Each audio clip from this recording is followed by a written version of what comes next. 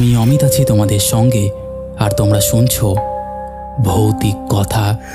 কিছু অনুভূতি এমন যা তোমাদেরও হতে পারে। ঘটনা স্ক্রিপ্টিংয়ে রয়েছে নেহা।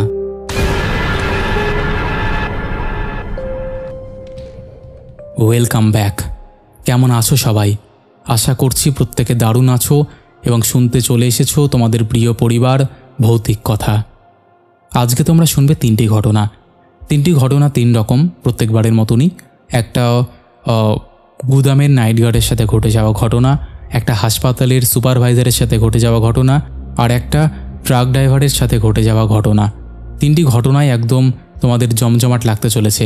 তাই আর দেরি করো না, হেডফোনটা লাগিয়ে নাও, চুপটি করে বসে পড়ো। এবার আমরা পাড়ি দিতে চলেছি ভূতের রাজ্যে। আর এই রাজ্যে পাড়ি দিতে গেলে অবশ্যই হেডফোনটা লাগিয়ে নিতে হবে আর চুপটি করে বসে পড়তে হবে। আশা করছি তোমাদের সব কিছু কমপ্লিট। চলো এবার আমরা পাড়ি দেই ভূতের রাজ্যে। হ্যালো অমিতদা, আশা করি ভালো আছো। আমি রঞ্জন।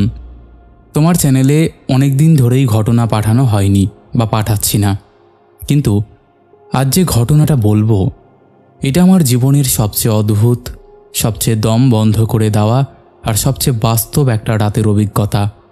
যে অভিজ্ঞতার পর আমি আর কখনো রাতের ডিউটি নিই না। আজও সেই রাতটা মনে পড়লেই শরীরটা কেঁপে ওঠে, কারণ ঘটনাটা ঘটেছিল একটা বন্ধ হয়ে যাওয়া পুরনো গুদামে। সেটা একসময়ে কারখানার মালপত্র রাখার জন্য ব্যবহার হতো, কিন্তু মালিকানা বদলের পর কয়েক বছর ধরে পুরো জায়গাটা অন্ধকার হয়ে আছে। শুধু নিরাপত্তার জন্য মাঝে মাঝে আমাকে পাঠানো হতো, আর সেইভাবেই আমাকে একদিন পাঠানো হয়েছিল রাতের ডিউটিতে, ওই জায়গাটা পাহারা দিতে। যদিও সেদিন যাওয়ার আগে থেকেই একটা অজানা গুমোট চাপা অনুভূতি হচ্ছিল, যেন ভেতরের মন বলছিল আজ কিছু একটা গোলমাল হবেই। কিন্তু চাকরির দরকার, দায়িত্ব আছে, তাই আর ভয় দেখিয়ে বসে থাকার সুযোগ নেই। সন্ধ্যা 7টায় ডিউটি ধরতে গিয়ে গুদামের গেটটা খুলে ভেতরে ঢোকার মুহূর্তেই একটা কেমন স্যাঁতস্যাঁতে পুরনো মাটির গন্ধ নাকে এলো। আর বললে একটা পুরনো হলুদ লাইট জ্বলছিল, আর সেটা আবার মাঝখানে এমনভাবে ফ্লিকার করছিল যেন কেউ সুইচ টিপে টিপে দিচ্ছে। যেমন গুদামের ভেতরটা শুনশান, পাখি ডেকে উঠলেও মনে হতো যেন অতিরিক্ত বড় আওয়াজ হচ্ছে। আমি টর্চটা জ্বালিয়ে চারিদিকে আলো ফেললাম। শুধু বাক্স, সেলফ আর কাঠের প্যাটেল ছাড়া কিছুই নেই। এত বছর ধরে কারখানাটা বন্ধ বলে সব জিনিস ছেড়ে দেওয়া, ভাঙা, ধুলো পড়ে থাকা, আর একেবারে গভীরে একটা বড় রুম ছিল যেখানে বলে পুরনো যন্ত্রপাতি রাখা হতো। আমি প্রথমেই ঢুকে সব কিছু চেক করলাম, তারপর চেয়ারে বসে রেজিস্টার খুলতে যাব এমন সময় একটা অদ্ভুত ঠক ঠক আওয়াজ কানে এলো। মনে হলো যেন ভেতরের বড় ঘরটার দিক থেকে এসেছে। প্রথমে ভাবলাম ইঁদুর বা বিড়াল, তাই গিয়ে দেখে এলাম, কিন্তু কাছাকাছি পর্যন্ত গিয়ে বুঝলাম আওয়াজটা ভেতর থেকে নয়, ওপরের দিক থেকে, যেন টিনের ছাদে কেউ ধীরে ধীরে হাঁটছে। কিন্তু গুদামটা 3 চালা ধরনের হলেও ছাদটা এতটাই জীর্ণ যে মানুষের হাঁটার মতো শক্তি নেই। তাই সন্দেহ হওয়ার কিছু ছিল না যে কেউ ঢুকে আছে কিনা। তবুও চেক করে দেখে এলাম, কিছুই নেই। ফিরে এসে আবার বসলাম, কিন্তু এবার বাতাসটা হঠাৎ খুব ঠান্ডা হয়ে গেল, যেন শীতের রাত, অথচ বাইরে তখন গরমের দিন। আমি মোবাইলে সময় দেখলাম 8টা 33, তার মানে কিছুক্ষণই হয়েছে এসেছি। কিন্তু ঠিক তখনই হঠাৎ পেছন থেকে একটা খুব মৃদু দীর্ঘশ্বাসের মতন শব্দ পেলাম। ঘাড়ের পেছনে হালকা বাতাস লাগলো, যেন কেউ খুব কাছে দাঁড়িয়ে নিঃশ্বাস ফেলছে। মুহূর্তের মধ্যে পুরো শরীর কেঁপে উঠল। আমি টর্চ ঘুরিয়ে দিতেই কাউকে দেখা গেল না। ভাবলাম হয়তো আমারই ভুল বা বাতাসের খেলা, কিন্তু বাতাস তো চলছিল না। গুদামের জানালাগুলো সব বন্ধ, বাইরে হাওয়া আজ মোটেই চলছিল না। তাই নিজেকে বোঝালাম বেশি ভাবছি, কিন্তু শরীরটা কেমন অস্বস্তি হয়ে উঠেছিল। তার কিছুক্ষণ পর দূরে কোথাও ধাতব কিছু পড়ে যাওয়ার শব্দ টিং করে উঠল।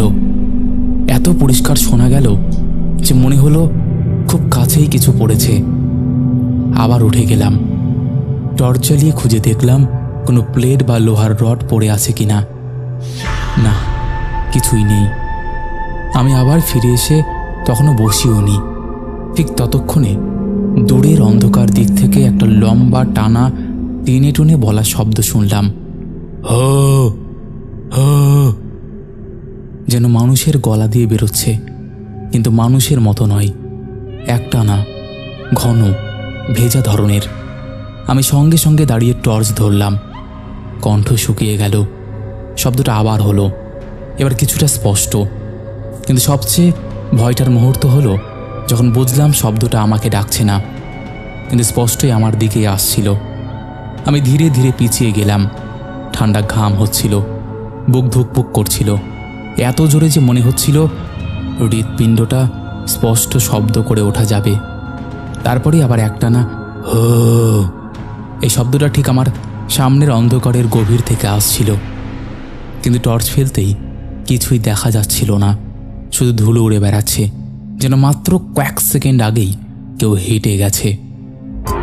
এমন সময় গুদামের এক কোনায় রাখা পুরনো কাঠের দরজাটা ধীরে ধীরে ক ক করে খুলে গেল।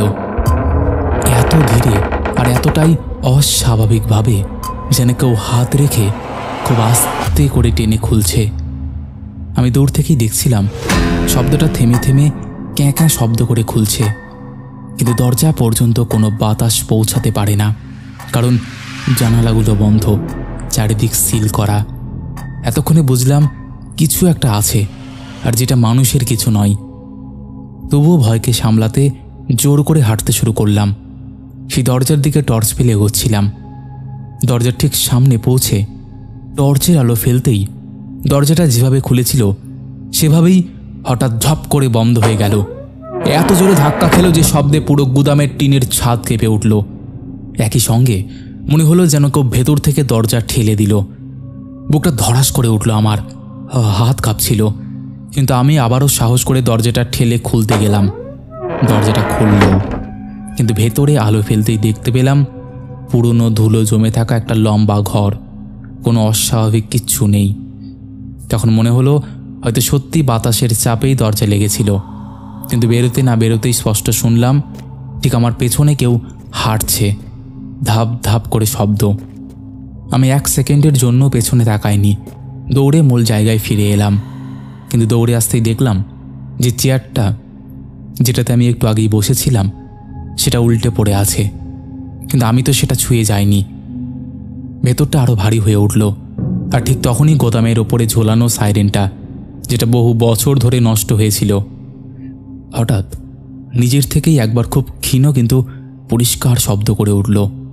একই সঙ্গে বাইরের লাইটটা এক ঝটকায় নিভে গেল এবং আবার জ্বলে উঠল। সেই মুহূর্তে একটা দৃশ্য আমি খুব পরিষ্কারভাবে চোখে দেখলাম। দরজার বাইরে মানুষের ছায়ার মতো কিছু দাঁড়িয়ে, কিন্তু ছায়াটা মানুষের আকৃতির হলেও অনড়, একদম ঠায় দাঁড়িয়ে। টর্চ ফেলে দেখতেই কিচ্ছু দেখা গেল না। আবার ছায়াটা মিলিয়ে গেল, কিন্তু নড়াচড়ার ক্ষীণ শব্দ কানে আসছিল। আমি ভাবলাম বাইরে কেউ আসলো নাকি। গেট খুলে দেখলাম বাইরে একেবারে ফাঁকা, রাস্তা পর্যন্ত কেউ নেই। আবার ভেতরে আসতেই টের পেলাম গুদামের ভেতরের তাপমাত্রাটাও আরও নামছে। এত ঠান্ডা হয়ে গেছে যেন ফ্রিজের মধ্যে দাঁড়িয়ে আছি।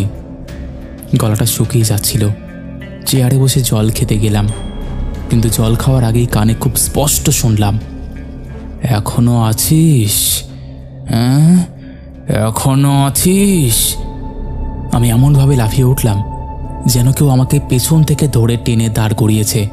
শব্দটা এত কাছে, এত মানুষের মতো, অথচ এত অস্বাভাবিক ছিল যে মনে হচ্ছিল শব্দটা যেন আমার শরীরের ভেতর থেকেই বেরোলো। আমি আর থাকতে পারলাম না, গুদাম ছেড়ে বেরিয়ে চলে যেতে লাগলাম।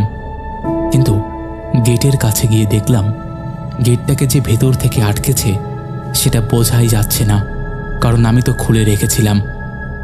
গেটের লোহার চেনটা খুলে মাটিতে রেখেছিলাম। এখন সেটা নিজে থেকেই গেটের ফাঁকে আটকে আছে। আমি টানতে লাগলাম, কিন্তু গেট খুলছিল না।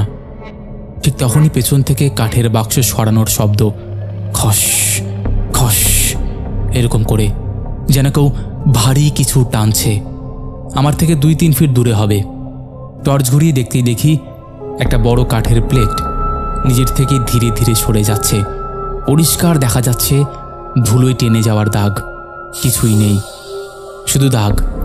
তখন বুঝলাম আর 1 সেকেন্ডও থাকা যাবে না। মরার মতন জোরে গেটটা টানলাম। অবশেষে খুলে গেল আর আমি দৌড়ে বাড়ি থেকে বেরিয়ে এলাম। শ্বাস নিতে পারছিলাম না, শরীরটা কাঁপছিল। বাইরে নিরাপত্তা কেবিনে বসে থাকা আর একজন কর্মীকে ডেকে বললাম, তুমি একবার ভেতরে গেলে বুঝবে কি হচ্ছে। সে হেসে বলল, ভাই তুমি খুব টেনশানে আছো দেখছি, ভয় পাওয়ার দরকার নেই। পরে যখন ও নিজে 10 মিনিটের জন্য ভেতরে গেল, তখন বাইরে এসে দাঁড়িয়ে থর থর করে কাঁপতে লাগলো। বলল, ওর কানে স্পষ্ট কেউ বলেছে, এবার তোরা পালা। তারপর অফিসে জানানো হয়েছিল, কিন্তু গুদাম মালিক বলেছিল জায়গাটা বহু বছর ধরেই খারাপ নাম করেছে। আগেও 2জন কর্মী রাতে ডিউটি ছেড়ে দিয়েছিল, কারণ তারা নাকি কারখানা বন্ধ করার পরে সেই ভেতরে এক অচেনা মানুষের নিঃশ্বাসের শব্দ পেয়েছিল, ঠিক যেটা আমি পেয়েছিলাম। তারপর থেকে আমাকে আর বাকি কাউকেই রাতের ডিউটিতে ওখানে পাঠানো হয়নি। এখনও জায়গাটা ফাঁকা পড়ে আছে, যদিও আমি এই কাজ এখনও ছাড়িনি, অন্য জায়গায় করি। তো এই ছিল ঘটনা। যদি তোমার মনে হয় ঘটনাটা পড়ে শোনানোর মতন, অবশ্যই পড়ে শুনিও, কিন্তু ঘটনাটা প্রচণ্ড হাড়হিম করে দেওয়ার মতন। তো বন্ধুরা, এই ছিল পুরনো গুদামে ঘটে যাওয়া একটা ঘটনা, একজন নাইট শিফটের গার্ডের সঙ্গে ঘটে যাওয়া ভয়ঙ্কর ঘটনা। এই ঘটনাগুলো খুব ডেঞ্জারাস হয় এবং খুব ভয়ঙ্করও হয় বলতে পারো।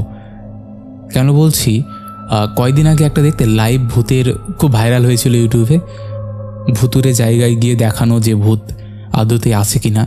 সেখানে কয়েকটা ভিডিওতে আমি দেখেছিলাম একটা গুদামে গিয়েছিল, সেখানে এতটা তাণ্ডব করেছিল, জানি না সেটা স্ক্রিপ্টেড না বানানো বলতে পারবো না, বাট সেই ভিডিওটাতে প্রচণ্ড তাণ্ডব ছিল। তারপরে ইউটিউব ওই পলিসি বন্ধ করে দিয়েছে জন্য সেই সব চ্যানেল এখন আর চলে না সেরকম। যাই হোক, এই ছিল ঘটনা। আশা করছি তোমাদের ভালো লেগেছে। কেমন লেগেছে তোমরা অবশ্যই সেটা কমেন্ট করে জানিয়ে দিও। তোমাদের মধ্যে এখনও যারা এই পরিবারে যুক্ত হওনি তারা যুক্ত হয়ে যেও। চলো আর কথা বাড়াবো না। আর হ্যাঁ, তোমরাও যদি এমন ঘটনা শেয়ার করতে চাও তাহলে অবশ্যই আমাদের সাথে কন্ট্যাক্ট করতে পারো। আমাদের সাথে কন্ট্যাক্ট করা একদম ইজি। আমাদের হোয়াটসঅ্যাপ নাম্বার থেকে শুরু করে সমস্ত সোশ্যাল মিডিয়ার লিঙ্ক তোমরা ডেসক্রিপশান সেকশনে পেয়ে যাবে। তো আর দেরি কিসের, তোমরা কন্ট্যাক্ট করে নিও। চলো আর কথা বাড়াচ্ছি না, এবার আমরা শুরু করে দিচ্ছি পরের ঘটনা। হ্যালো অমিতদা, আমি সৌরভ। আজ যে ঘটনাটা বলবো এটা আমার চাকরি জীবনের সবচেয়ে অস্বাভাবিক এবং আতঙ্কজনক অভিজ্ঞতা। আমি তখন একটা বেসরকারি হাসপাতালে কাজ করতাম। পোস্ট ছিল নাইট শিফট সুপারভাইজার। আমার ডিউটি শুরু হতো রাত 8টা থেকে এবং শেষ হতো সকাল 5টায়। সেই হাসপাতালটা খুব বড় নয়, 3 তলা মাত্র, কিন্তু একটা ব্যাপার সবসময় আমাকে অস্বস্তিতে রাখত। পুরো 3 তলাটা ছিল প্রায় ফাঁকা, শুধু 2টো ওয়ার্ড মাঝে মাঝে ব্যবহার হতো। আর একটা পুরনো আইসিইউ রুম অনেক দিন ধরেই বন্ধ হয়ে পড়েছিল, কারণ হাসপাতালে নতুন আইসিইউ নিচতলায় তৈরি হয়েছে। তাই 3য় তলার পুরনো আইসিইউ আর খুলতেই হয় না, শুধু দরজা তালা মারা থাকে। মাঝে মাঝে কেউ পরিষ্কার করতে যায়, কিন্তু বেশিরভাগ সময় ওই ফ্লোরটা রাতের বেলা একেবারে শুনশান হয়ে থাকে। আর সেখানেই ঘটেছিল জীবনের সবচেয়ে ভয়ঙ্কর ঘটনা, যেটা আজও মনে পড়লে শরীর কেঁপে ওঠে। সেদিন রাতটা ছিল খুবই চুপচাপ, এমনকি এমার্জেন্সিতেও কেউ ভর্তি ছিল না। এমন রাত খুব কম আসে, তাই আমি রাউন্ড দিতে দিতে 2য় তলায় গেলাম। রোগীরা ঘুমিয়ে, নার্সরা তখন কাজ করছে, সব কিছু স্বাভাবিক। সময় তখন রাত প্রায় 11:45। আমার নিয়ম হলো প্রত্যেকটা ফ্লোর একবার করে দেখে আসা, তাই আমি লিফট ধরে 3য় তলায় উঠলাম। লিফটের দরজা খুলতেই সেই পরিচিত ঠান্ডা, স্যাঁতস্যাঁতে একটা বাতাস লাগলো গায়ে। 3য় তলার করিডরটা লম্বা, লাইটগুলো জ্বলে থাকে ঠিকই, কিন্তু আলো একদমই ম্লান, যেন ছায়াগুলো অনেক বড় হয়ে দেখা দেয়। আর একটা চাপা নীরবতা, যেন গোটা ফ্লোরটা শ্বাস ধরে আছে। আমি হাঁটতে হাঁটতে প্রথমে নার্স স্টেশনের সামনে যাই। কাউকে পাওয়া গেল না, কারণ ওই রাতে 3য় তলায় কোনো রোগী ভর্তি ছিল না, তাই নার্সদেরও ওখানে থাকতে হয় না, শুধু আমি রাউন্ড দিতে আসি। এরপর করিডোরের শেষ দিকে আইসিইউর পুরনো দরজার দিকে এগোলাম, যার উপর বড় করে লেখা ICU 2। এই রুমটাই বছরখানেক ধরে বন্ধ করে রাখা হয়েছে, পরিষ্কার করা ছাড়া কেউ ঢোকে না। রুমের সামনে দাঁড়ালেই মনে হয় কেউ ভেতর থেকে খুব ধীরে একটা দীর্ঘশ্বাস ফেলল, খুব চাপা, তবুও পরিষ্কার শুনলাম। আমি থেমে গেলাম, মনে হলো হয়তো আমারই ভুল। কিন্তু ঠিক সেই মুহূর্তে মেঝের উপর কারোর পায়ের ধাপ, যেন খুব আস্তে হাঁটছে কেউ, কিন্তু কোন দিক থেকে শব্দটা আসছে সেটা বোঝা যাচ্ছিল না। আমি টর্চটা অন করে চারিদিকে আলো ফেললাম, কিছুই নেই, পুরো ফ্লোর শুনশান। আইসিইউর দরজা স্পষ্ট করতেই হঠাৎ দরজার ওপার থেকে লোহার কিছুকে খুব শক্ত করে টানল কেউ। চুক করে একটা শব্দ হলো, যেন কেউ ভেতর থেকে ঠেলে দিতে চাইল। আমার হাত কেঁপে উঠল। আমি তাকালাম। দরজার ওপাশে কেউ থাকার কথা নয়, কারণ দরজাটা তালা মারা। কিন্তু সেই শব্দটা কেউ ভেতর থেকে ঠেলে না দিলে হতে পারে না। আমি নিচু হয়ে তালা ঠিক আছে কিনা দেখলাম, ঠিকই আছে, কোনো চাবি ছোঁয়াও হয়নি, অথচ শব্দটা একদম স্পষ্ট শুনেছি। ঠিক তখনই কয়েক সেকেন্ডের জন্য করিডোরে আলোটা টিমটিম করে উঠল, হালকা নিভে আবার জ্বলে উঠল। সেই আলোর টিমটিম করার সঙ্গে সঙ্গে ঠান্ডা বাতাসের একটা ঝাপটা এলো আমার কানের পাশ দিয়ে, এতটাই ঠান্ডা যে গায়ের লোম খাড়া হয়ে গেল। তখনই শুনতে পেলাম, বাঁচাও, খুব আস্তে, টানা, যেন কারোর শেষ নিঃশ্বাসের গলা থেকে বেরোচ্ছে। সাথে সাথেই আমার বুকের ভেতরটা ধক করে উঠল। আমি আওয়াজটা কোথা থেকে আসছে খুঁজতে লাগলাম, কিন্তু করিডোর একদম ফাঁকা। লাইটের নিচে ছায়াগুলো লম্বা হয়ে কাঁপছে, আর শব্দটা খুব মৃদু করে আবারও এলো, বাঁচাও, বাঁচাও আমাকে। এরকম শব্দ শুনে কেউ যদি বলে যে এটা বাতাস বা কল্পনা, আমি বিশ্বাস করতাম না। শব্দটা হুবহু মানুষের, কিন্তু সেই ধরনের নয় যে কেউ জোরে ডাকছে, বরং এমন এক ধরনের যা শুধু মৃত্যুর একেবারে শেষ মুহূর্তে কেউ করতে পারে। আমি বুঝে গেলাম যে কিছু একটা খুবই ভুল হচ্ছে টুনাইট। আমি ধীরে ধীরে পিছিয়ে তখন লিফটের দিকে যেতে লাগলাম, কারণ মনে হচ্ছিল কিছু একটা আমাকে দেখছে পেছন থেকে, খুব কাছ থেকে, কিন্তু পেছনে তাকানোর সাহস হচ্ছিল না। হাঁটতে শুরু করতেই আচমকা আমার মাথার ওপরের লাইটটা চট করে নিভে গেল। করিডোর অন্ধকার হয়ে গেল, শুধু দূরে একটা লাইট জ্বলছিল। সেই ক্ষীণ আলোয় দেখতে পেলাম করিডোরের মাঝ বরাবর একটা কালো ছায়ার মতন কিছু দাঁড়িয়ে আছে। ছায়াটা মানুষের মতো হলেও কিছু একটা গড়মিল ছিল। মাথাটা খুব লম্বা, শরীরটা সামনে ঝুঁকে আছে, আর সেটা নড়ছে না, একদম স্থির। আমি টর্চ ফেলতেই দেখি কিছুই নেই, ছায়াটা গায়েব, কিন্তু আমার বুকটা জোরে উঠছিল নামছিল। আমি দ্রুত হাঁটতে লাগলাম, আর তখন স্পষ্ট শুনলাম, জোরে, খুব জোরে, একটা স্ট্রেচার নিজে থেকেই করিডোর পেরিয়ে গেল। চাকা ঘর্ষণের শব্দ টান টান করে কানে এলো, খর খর খর, ঠিক এইরকম শব্দ। কিন্তু করিডোরের মাঝে গিয়ে দেখি স্ট্রেচারটা থেমে আছে, আর তার উপরের সাদা চাদরটা একটু নড়ছে, যেন কেউ চাদরের ভেতরে শুয়ে আছে। আমি দাঁড়িয়ে গেলাম, হাত পা অবশ, গলা শুকিয়ে কাঠ। টর্চ ফেলে চাদরের দিকে তাকাতেই দেখলাম চাদরের নিচটা হালকা গোল হয়ে উঠছে আর নামছে, যেন কোনো বুক ওঠানামা করছে। আর সেই টানা মুহূর্তেই চাদরের ভেতর থেকে আবার সেই টানা দীর্ঘশ্বাস। আমি পেছনে হাঁটতে হাঁটতে লিফটের দিকে ফিরছিলাম, আর ঠিক তখনই তৃতীয় তলার নার্স স্টেশনের টেলিফোনটা জোরে বেজে উঠল। আমি থামলাম, কারণ এই ফোনটা রাতের বেলায় কেউ ব্যবহার করে না, ফোন কেউ করে না, এমনকি ওটা লাইন থেকেও বিচ্ছিন্ন রাখা হয়। তবুও ফোনটা বেজে যাচ্ছে। পুরো ফ্লোরে সেই শব্দটা কেমন যেন ধাতব প্রতিধ্বনির মতো হচ্ছিল। আমি ধীরে ধীরে এগিয়ে ফোনটা তুললাম। ফোন কানে নিতেই প্রথমে কিছু শোনা গেল না, তারপর হঠাৎ চাপা শব্দ, মনে হচ্ছে শব্দটা বাইরে থেকে আসছে। তারপর ফোনটা কেটে গেল। ঠিক সেই মুহূর্তে পেছন থেকে কেউ খুব স্পষ্ট কাদা লেগে থাকা পায়ের চট চট শব্দ করে হাঁটছে মনে হলো। শব্দটা যেভাবে আমার দিকে এগোচ্ছিল, আমি আর এক সেকেন্ডও অপেক্ষা করলাম না, দৌড়ে লিফটের দিকে গেলাম। লিফটের বাটন চাপলাম, কিন্তু লিফট আসতে যেন ইচ্ছে করেই সময় নিচ্ছে। পেছন থেকে পায়ের শব্দটা বাড়ছে, আর একটা অদ্ভুত শব্দ, মাটিতে কিছু ভারী জিনিস টেনে নিয়ে যাওয়ার মতন ঘস ঘস শব্দ। আমি পেছনে তাকানোর মতন সাহস পেলাম না, শুধু লিফটের দরজার দিকে তাকিয়ে থাকলাম। দরজা খুলতেও দেরি হচ্ছিল। আমার মনে হচ্ছিল আর 1 সেকেন্ড দেরি হলেই কেউ পেছন থেকে এসে দাঁড়াবে। তখনই এক ঝটকায় লিফটের দরজা খুলে গেল।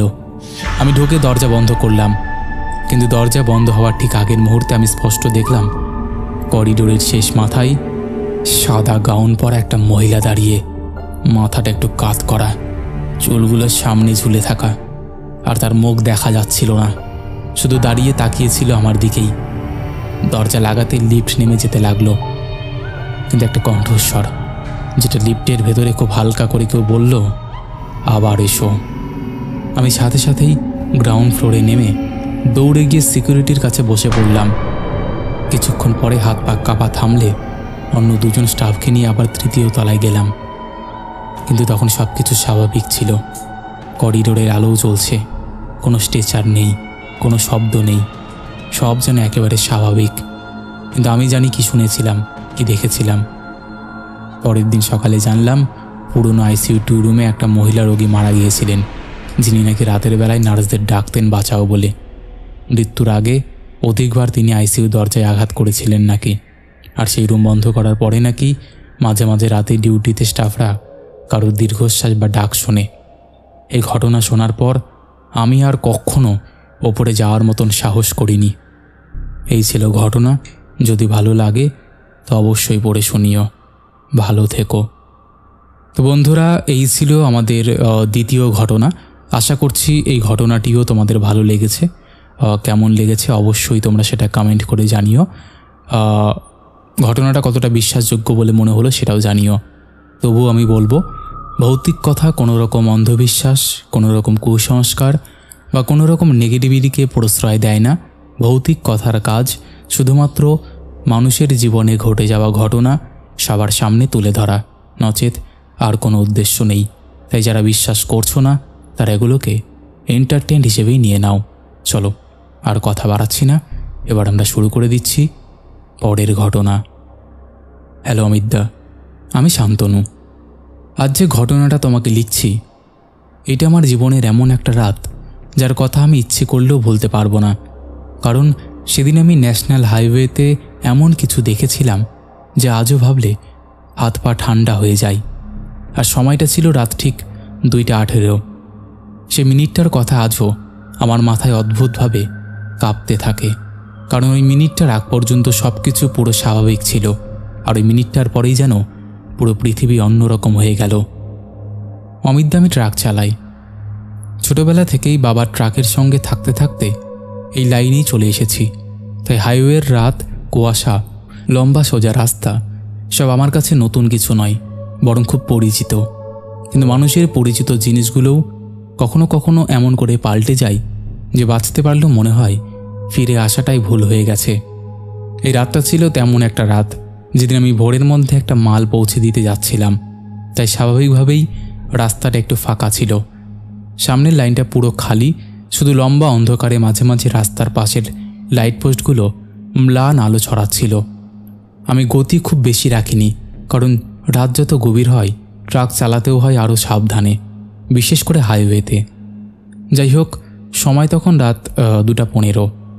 আমি মোবাইলটা স্ট্যান্ডে রেখে গান চালানোর জন্য একটু হাত বাড়াতেই দেখলাম মোবাইলের নেটওয়ার্কটা পুরো কেটে গেছে, পুরো ফাঁকা, কোনো সিগন্যাল নেই।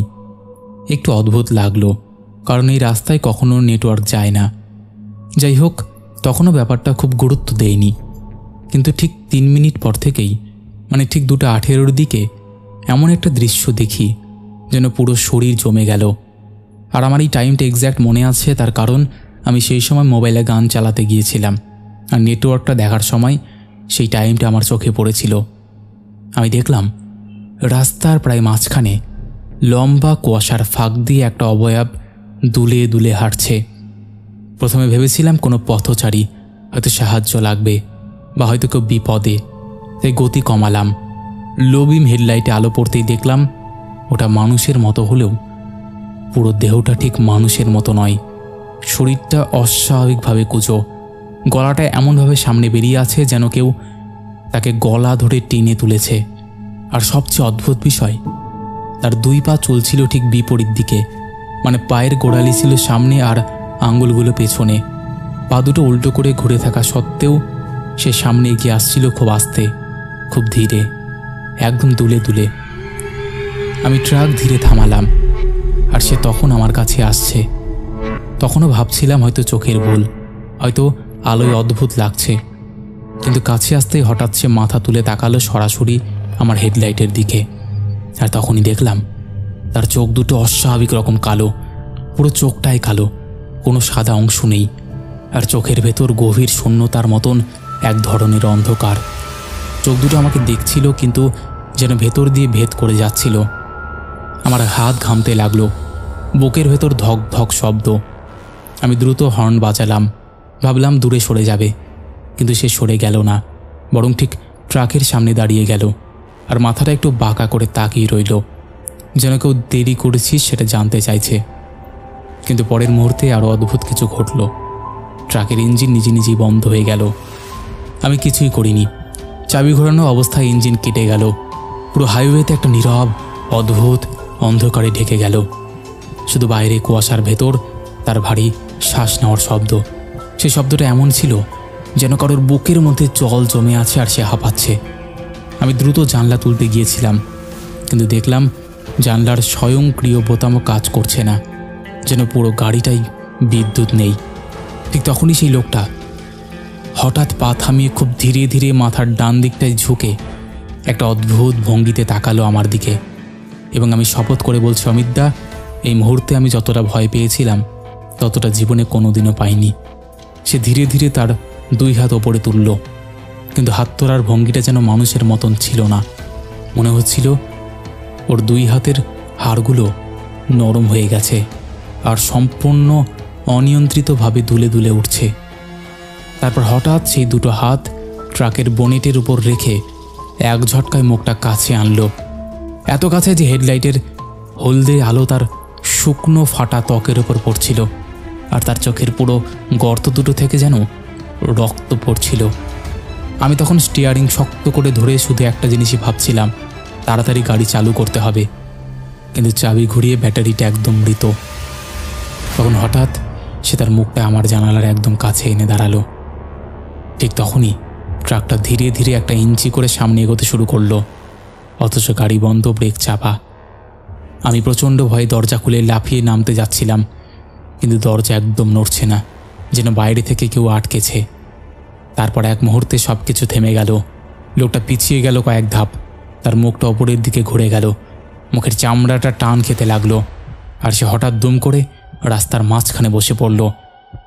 আমি কাঁপতে লাগলাম, ভাবলাম এই সুযোগ, গাড়ি চালু করা দরকার। হঠাৎ জানি না কিভাবে ইঞ্জিন স্টার্ট হয়ে গেল, একেবারেই কোনো ব্যাটারির সমস্যা ছাড়াই। আমি গিয়ার দিয়ে ট্রাক তুলতেই তার ঘাটটা আবার অস্বাভাবিকভাবে ঘুরে গেল আমার দিকে। আর সে এমন করে চিৎকার করলো যা মানুষের কোনো চিৎকার নয়। সে শব্দটা স্পষ্ট কিন্তু অমানসিক, খুব কর্কশ, খুব যন্ত্রণাময়। আমি অ্যাক্সিলারেটর চেপে পুরো গতি তুলে দিলাম, আর পেছনে দেখার ভুল করলাম না। প্রায় 5 কিলোমিটার রাস্তা যাওয়ার পর রাস্তার একটা বড় মোড়ে পৌঁছে দেখি এক ভ্যান পুলিশ দাঁড়ানো। আমি থামাতে এক কনস্টেবল এগিয়ে এসে বলল, এত রাতে এত গতি নিয়ে যাচ্ছ কেন? তখনই বুঝলাম গলার স্বর আটকে গিয়েছে, রীতিমতো কথা বেরোচ্ছে না। আমি পুরো ঘটনাটা বলতে গিয়ে দেখি কনস্টেবল দুজন একে অপরের দিকে তাকালো। একটু শান্ত হলে তাদের সাথে আলোচনায় জানতে পারলাম গত 3 বছরের এই পয়েন্টে একাধিক দুর্ঘটনা হয়েছে। আমি পুরো ঘটনাটা শুনে নিথর হয়ে গেলাম, কারণ আমি যাকে দেখেছিলাম তাকে দেখেও মনে হচ্ছিল যে সে অ্যাক্সিডেন্টে মারা গেছে। তারপরে আমি যখন পুরোপুরি ধাতস্থ হয়ে গেলাম, ওনাদেরকে সমস্ত ঘটনা খুলে বললাম। তারা বলল আমিও খুব জোর বাঁচা বেঁচে গেছি। যাই হোক, তারপরে আমি বাড়ি চলে আসি। এরপরে আমি কিছু মাস সে রাস্তা দিয়ে রাতে না গেলেও তারপরে আবার যাতায়াত করেছি, কোনো সমস্যা হয়নি। এখন হয়তো অনেক লোকই সেখান দিয়ে যাতায়াত করে, কোনো সমস্যা হয় না। যাই হোক, এই ছিল ঘটনা। অমিত, যদি তোমার ভালো লাগে তুমি অবশ্যই শুনিও, ঠিক আছে? একদম গো, খুব ভালো লেগেছে। তো বন্ধুরা, এই ছিল ঘটনা। আশা করছি তোমাদের ভালো লেগেছে। কেমন লেগেছে তোমরা অবশ্যই সেটা কমেন্ট করে জানিও। তোমাদের মধ্যে এখনও যারা এই পরিবারে যুক্ত হওনি তারা যুক্ত হয়ে যেও। চলো আর কথা বাড়াবো না, এবার আমরা শুরু করে দেব শাউট আউট পর্ব। শেষের এপিসোডে ফার্স্ট কমেন্ট করেছে পূর্ণ ঘোষ, সেকেন্ড কমেন্ট করেছে অঞ্জলি মণ্ডল, থার্ড কমেন্ট করেছে রাকেশ। তিনজনেই লাভ লাভ রিয়াক্ট দিয়েছে। তারপরে কমেন্ট করেছে সৌরভ দাস, পাপড়ি দোলা, সুস্মিতা শিকারী, Sangeeta Majumdar, Antim sad moment, Samiran Ghosh, Shamima Rari, Subhankar Bhattacharya, Shilpa Chatterjee, Rakesh SD, Lakshman Sardar, SK Ismail, Nandini Roy, Subhajit Das, Sudeshna Kayal, Sandeep four, Subhajit Das লিখেছে অমিতদা আমার বউয়ের নামটা নিও, আমার বউয়ের নাম যমুনা। Hello Jamuna ma'am. তারপরে কমেন্ট করেছে দিগন্ত সামন্ত, সুদীপ্ত ব্যানার্জি, মিঠু, জিশান আহমেদ, সুমন্ত দাস, সাগর সাহা, রিয়াজ শেখ, ববিতা অধিকারী, গীতা গোস্বামী, পার্থ নস্কর, বিশ্বজিৎ সর্দার লিখেছে দাদা কেমন আছো, আমি বিশ্বজিৎ, আমার ছেলের নামটা একবার হাই করে বললে দিও, ও খুব খুশি হবে, ও তোমার অনেক বড় ভক্ত। একদম, কিন্তু তুমি তো তোমার ছেলের নামটাই লিখোনি। তারপরে কমেন্ট করেছে তন্নি হালদার, লিখেছে শীতের রাতে ভয় লাগার স্বাদকে অন্যরকম মাত্রা যোগ করে, এটা একটা অন্য লেভেলের অনুভূতি। থ্যাংক ইউ তন্নি। তারপরে কমেন্ট করেছে অমিতা ঠাকুর, সমীর সরকার লিখেছে হাই অমিতদা, তোমার ঘটনাগুলো মানেই সুপারহিট, তোমার ঘটনাগুলো সিনেমার মতন। না গো, এগুলো সত্যি ঘটনা, সিনেমা বলো না। তারপরে কমেন্ট করেছে মহাসীমা বেগম, শ্রাবন্তী বর লিখেছে আমি কলকাতা থেকে দেখছি দাদা ভাই, আমার পরিবারের সবাই তোমার গল্পের অনেক বড় ভক্ত। Thank you. তারপরে কমেন্ট করেছে অজয় ডলুই, স্বপ্না বিশ্বাস, রাহুল দাস, বিকি বাগচি, শিহাব শাফির উদ্দিন, মাধুরী বেরা, লং হেয়ার গার্ল লিখেছে অমিতদা আমি বিতিশা। হ্যালো বিতিশা। তারপরে কমেন্ট করেছে এমডি মন, কার্তিক সাহা, রৌনক দত্ত, জবা দেবী, মনিকা ত্রিপুরা, রেখা পাসওয়ান, সুরজিৎ মণ্ডল, শ্রাবন্তী বর, বিষ্ণু সাধন পাল মজুমদার, ডিজে ভ্লগার অনিশ, রানা মালো, দেবাশিস পণ্ডিত, মলাই চক্রবর্তী লিখেছে দাদা ঠান্ডা পড়েছে, ভৌতিক কথার ঘটনাগুলো আরও জমজমাট হচ্ছে। একদম। তারপরে কমেন্ট করেছে শঙ্কর চক্রবর্তী, লিখেছে একদিন পর শুনছি, সময় না হলেও অসময়ে শুনি। ঠিক আছে গো, থ্যাংক ইউ। তারপরে কমেন্ট করেছে বন্দনা রয়, সৌরভ, মেহেদি লিখেছে দাদা এত দেরি হলো কেন এবার ঘটনা দিতে, আমি প্রতিদিন চেক করি দেখি ঘটনা আসছে কিনা, ঘটনা তো মঙ্গলবার আর শনিবারে আসে গো।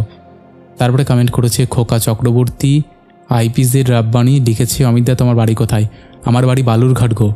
তারপরে কমেন্ট করেছে সমীর মজুমদার, আদিবা মিম, মামুন মণ্ডল লিখেছে দাদা ঘটনাগুলো দারুণ, পুরো ভয় পেয়ে গেছিলাম। Thank you so much. তো এইরকম অসংখ্য প্রিয় মানুষেরা আমাদের শেষের এপিসোডে কমেন্ট করেছে, যাদের কমেন্ট আমি আর চাইলেও পড়তে পারছি না। তো আজকের মতন এখানেই শেষ করছি, আবার দেখা হবে নতুন কোনো ঘটনা নিয়ে।